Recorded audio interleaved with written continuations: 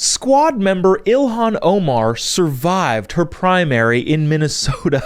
And people are saying, well, look, she got out of the primary. People must not hate the squad policies all that much, despite the squad losing two of their more important key members in primaries earlier this year. But that's beside the point. People don't hate the squad as much as the right-wing conservative media wants you to think.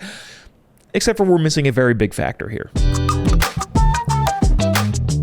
Ilhan Omar, the America-hating socialist from Minnesota, got through her primary in Minnesota in the congressional district that she's running. Somebody tried to primary her from her own party. She ended up getting through it. Now, just for context, that congressional district, I believe Joe Biden won by 63 points in 2020. In other words, it is a deep, deep, deep blue area. And I'm not necessarily faulting them for that. I'm just saying that is what it is.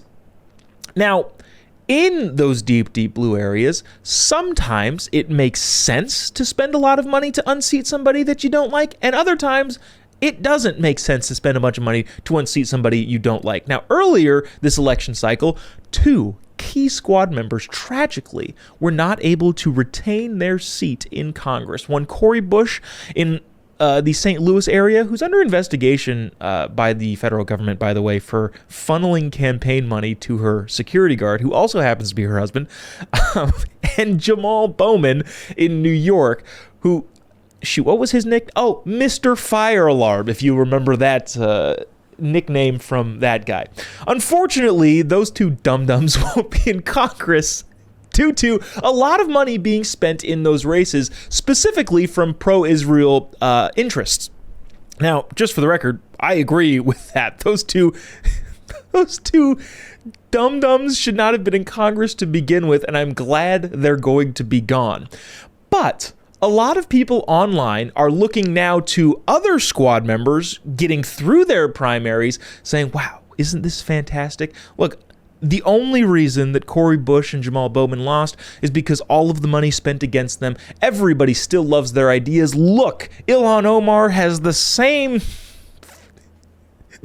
soft head, and she survived. So therefore, people don't hate the ideas as much as the right-wing conservative media wants you to believe. Here's the other component that I think a lot of people are missing that should be taken into account there.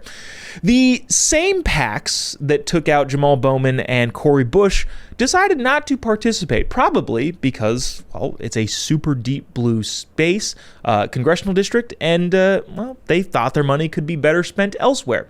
And because of that, as of 2024, this is from NBC News. I don't know that they're right about this because they say her campaign. I want to say it's their campaign plus any of the PACs and independent expenditures. But this is what NBC says. As of July 24th, Ilhan Omar's campaign spent more than $6.1 million on the primary race to make sure she stayed in Congress, compared to her opponent that spent $1.2 million in the same year's race. Now, again, I think they're probably speaking. I think probably that's the campaign plus any of the PAC money, the independent expenditure money, but I actually don't know.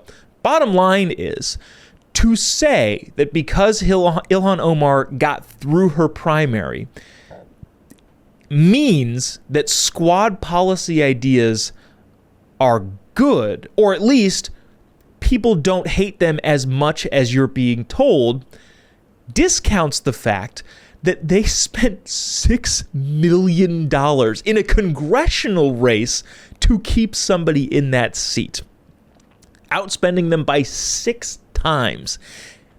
I think this is a good thing, by the way.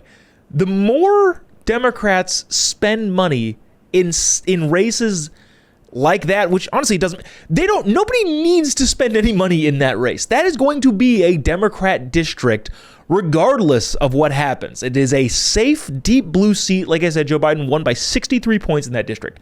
Nobody needs to spend any money.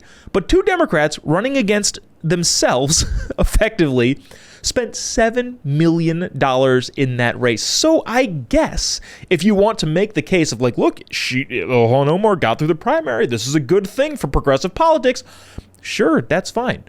But Democrats wasted $7 million in a seat that they were already going to retain. Hilarious, if you ask me.